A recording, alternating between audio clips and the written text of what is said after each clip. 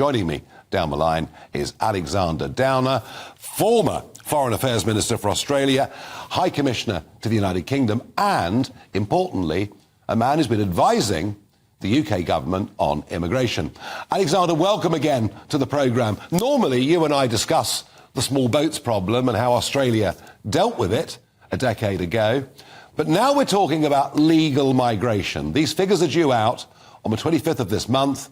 Some think they could be as high as a net figure of 1 million in the last year. And yet you seem to think that Suella's now saying the right thing.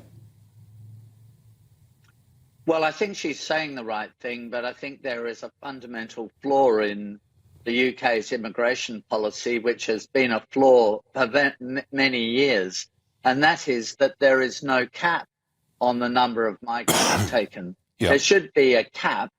I mean, it seems to me so obvious. There should be a cap on the number of skilled migrants, and then within that cap, work out what sort of skills you want to bring in. There should be a cap on the number of family reunions. That's typically people marrying Brits, but also other family reunions. And there should be provision for taking some refugees, and that should be capped as well.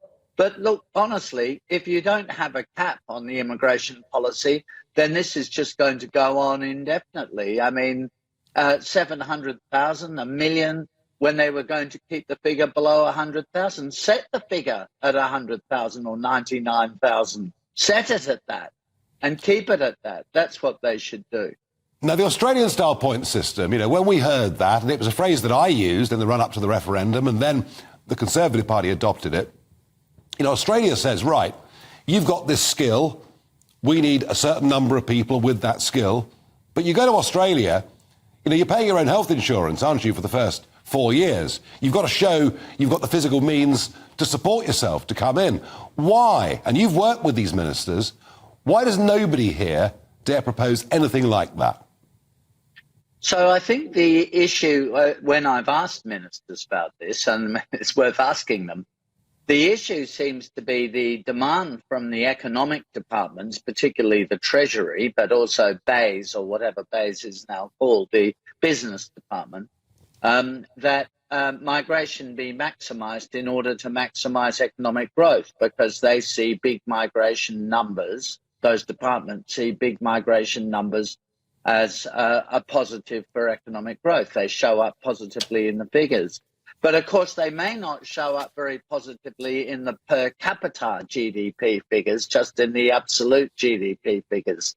And the secret to improving economic growth is enhancing productivity. If you're just going to bring in cheap labour from all over the world, then people are going to employ cheap labour rather than employ methods of improving productivity. No, but I mean, where I differ from the general debate in the UK is that I think unless you have a debate about capping the different categories of immigration, then you're just going to be, to use a phrase, at sea on this issue, and the government will never get a grip on it. No, you make that point very, very firmly and very, very well. But do you think there is actually genuine, serious intent with this government to reduce numbers? Or do they see no political challenge because Labour's not going to threaten them on this issue?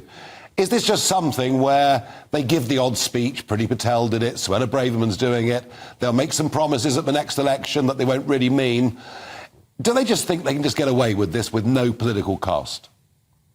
So I think Priti Patel and Suella Braverman are completely sincere in what they say. I don't have any doubt about that.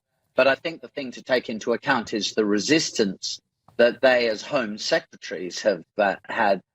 I don't mean from the Home Office, but from the economic departments. I think there has been substantial resistance from them. And so within the government, certainly within the civil service, there is a lot of division over this issue. So ultimately, these divisions have to be resolved by the Prime Minister. And the simple thing for the Prime Minister to do here is to maintain his current policy with one change, and that is to impose caps on the number of different categories of migrants that he agrees to being brought into the UK. But, if they don't do that, I don't know who you vote for otherwise, because the Liberal Democrats and the Labor Party believe in free migration. So they don't believe in limiting migration at all. So you're going to end up with still more pressure on education, on the National Health Service, and so the list goes on. And above all, housing prices and rental prices. Yep. If you don't do something about putting a cap on immigration.